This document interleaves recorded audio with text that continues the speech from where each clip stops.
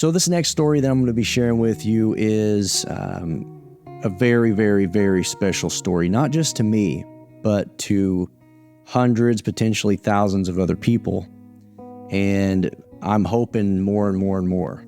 So this story is about a young man, and to me, this is 100% proof that nothing is out of God's hands. God can use any situation to change lives. Now, this is probably going to be a two-parter because there's a lot to this story, so we're just going to start at the beginning. I used to play in a band when I was young, in my 20s, and we went through a few band members. We were just getting started, and my friend Mitchell and I, Mitchell actually played drums, played guitar, and he helped me write some songs.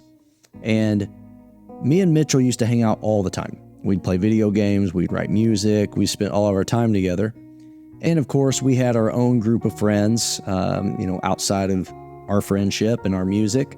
And I started hearing about this gentleman named Jesse. Now, this is not the same Jesse that I've shared before. That was my cousin Jesse. And I just kept hearing these stories about Jesse, how he's a super cool dude. And I don't remember where they ended up meeting. But he kept saying, man, I got to introduce you to Jesse. He's just one of those fun guys you want to be around. And we just kept missing each other. For whatever reason, when he was around, I wasn't, or if I was around, he wasn't. So it took us a little while to meet each other. But he used to hang out with Mitchell quite a bit. And one day, Mitch was telling me about them being at the rehearsal studio. And he said that Jesse walked over and he saw one of my lyric sheets laying there on the table. And he picked it up and he started reading it. And again, we didn't have very many songs at the time. I think at the time we were playing cover songs for the most part. And he just read a few of the lyrics and said, man, this is going to be a great song. He was like really excited. He was like our first real fan before we even had songs. That made me feel good, knowing that my lyrics kind of impacted somebody that way without even hearing the song at all. So not too long after that, I actually met Jesse. And right off the bat, I'm like, dude, this dude's really cool. He's just easy to get along with and just a friendly person. And we became friends really quick. Well, this was about the time when I was still kind of hanging out with some of my old friends, but also kind of drifting away from them. And I remember going to a party. There were a lot of people there drinking and partying, and I was trying to share my faith with them. And as usual, some people listened a little bit, but most people tried to avoid me. But Jesse didn't. Jesse wanted to hear everything I had to say. Now, keep in mind, I hadn't known Jesse that long, but just a couple of times that we hung out, I just thought he was a super cool dude, and I just really felt like he had a good heart, and he was an open door available for the gospel to come in. So I was like, man, if anybody should hear this, it's him, because he just seems like he's a genuine person. I knew he had a lot of friends, and he hung out in multiple towns, not just our hometown, but I don't even think he was from our hometown. I think he was from somewhere closer, and he just went all over the place. He knew everybody. And I remember talking to him at this party, and he just kept saying that he didn't want to be known for being a bad person, which if you knew him, again, he wasn't. And I was really surprised about that. And he said, man, I just really want to make an impact with my life. I really want to do something meaningful. And I told him, I was like, man, you can do anything you want to. You get to choose your life. You get to choose whatever you want to do. You can either fit in with the crowd and go their way, or you can do your own thing. God will bless you if you seek him, and he'll use you, definitely. And again, you could tell he was really, really open to listening to me. And so I just did my best, and I just poured into him, and we talked for a really long time. And eventually it got extremely late, and I went home. Now, this part was interesting. I started walking home, and I'd never felt such a heavy burden on my heart before. I mean, I've felt heaviness before, from my own sin. I've felt heaviness from maybe burdens to pray for other people, but this was heavy, and I just couldn't shake it. I just kept praying, God, what is this?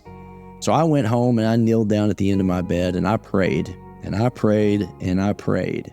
And what happened next was unbelievable. I can't even explain it other than I was sitting there praying.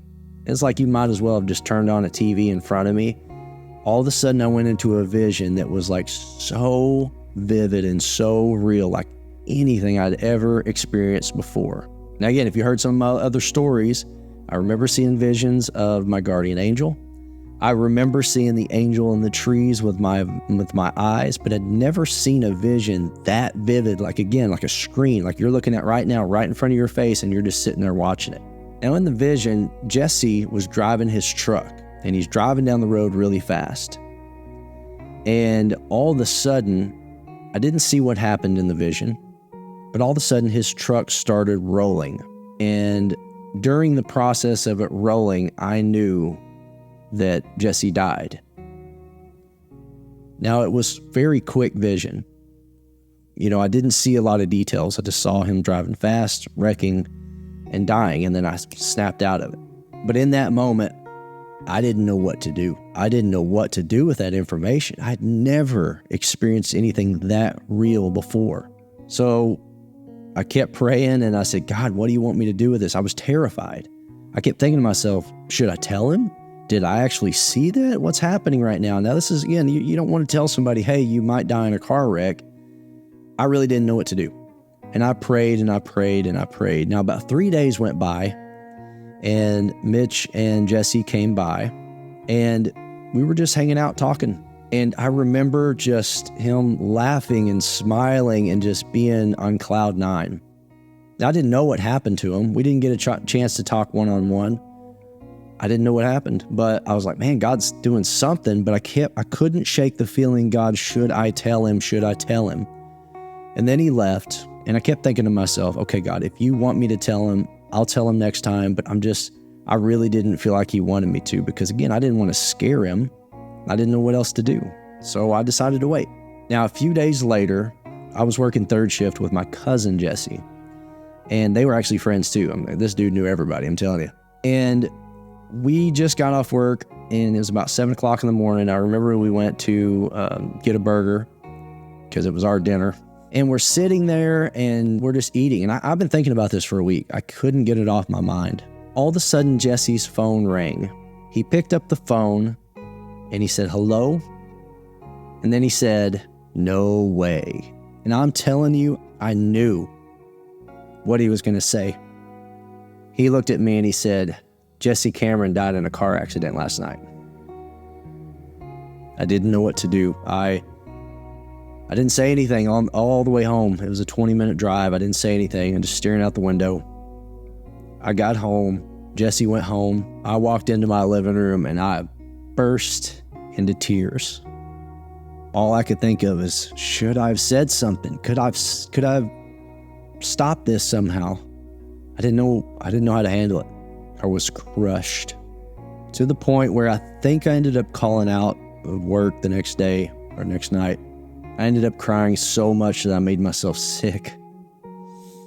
And I don't remember much about the next couple of days other than my mom coming over and talking to me and praying with me after she heard what happened. And I told her about the vision. I told her what I saw, and I get back to her, well, what should I have done? And